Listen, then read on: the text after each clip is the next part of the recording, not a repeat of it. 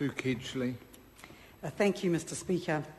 Well, the Green Party welcomes the enduring friendship between Australia and New Zealand, and we were pleased to have the Prime Minister of Australia, Julia Gillard, address our Parliament in a special session in a way that did not undermine long-held parliamentary conventions. And it's interesting that we won't allow the Queen or the Governor-General to address our Parliament when it's in session in this chamber for the same parliamentary convention, and yet most parties were only too eager to abandon this convention. It's interesting too that many members of this House have been waxing eloquently about the warmth of our relationship with Australia, how much we respect and admire Australians.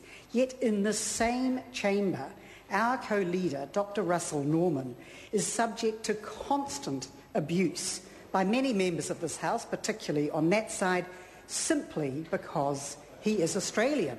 I do not hear members shouting abuse at members who originate from England or India or Sri Lanka, but it is almost as if it's a sin or a crime for Dr Norman to be an Australian, and he has to tolerate a level of abuse in this House. And what does that say about our real respect for Australians?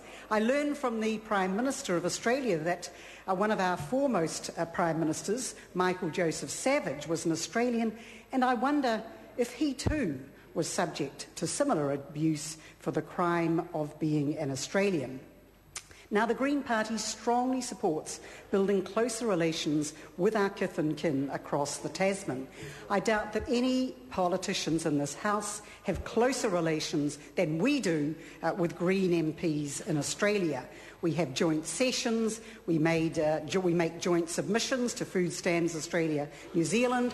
So we are very committed to strong political and other ties with Australia, and we acknowledge that we have more special ties with Australia than any other nation. But we want our relationship with Australia to be a partnership between two equal nations. We don't want to become effectively the seventh state of Australia, a country that is more and more controlled and dominated by Australia.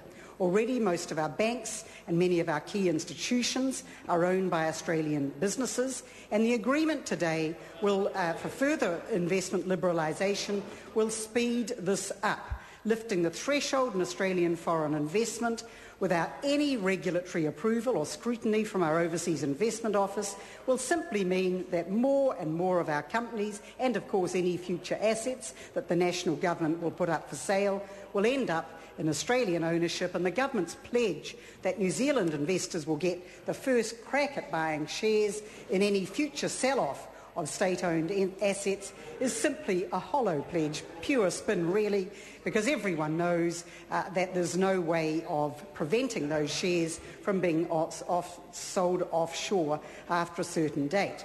But on a day when we welcome the Prime Minister of Australia into our chamber, I think it's appropriate we reflect upon our growing political as well as economic subservience to Australia. Now, some may sneer at that, but the truth is that we have already forged one relationship, the treaty that set up Food Standards Australia and New Zealand, where we are completely subservient to Australia and we have the same status as Tasmania. The national government signed up to a deal in the mid-90s where we ceded our sovereignty over food labelling and composition to Food Standards Australia and New Zealand, an organisation based in Canberra, set up under Australian legislation, chaired by an Australian Minister of Health and Ageing, serviced by an Australian ministry, where we have one vote out of 11 on the Governing Council. I repeat, one vote out of 11. Hard to believe, and when I point this out to New Zealanders, they are outraged. The problem with our membership of Food Standards Australia and New Zealand isn't just that it's dominated by Australia, that we have one vote out of 11. But the problem is that in joining up with FSANZ, we gave up our jurisdiction, the jurisdiction of this Parliament over all of the issues that we ceded to this body. So we can't pass laws in this House about food labelling or food composition, because as I discovered when I introduced my Consumer Right to Know bill, I went to the clerk. The clerk said, you can't say that we should introduce GE labelling or mandatory country of origin labelling. Our Parliament, the clerk said, has no jurisdiction over these matters. We have ceded that to this Australian-based body where we have one vote out of 11. Order.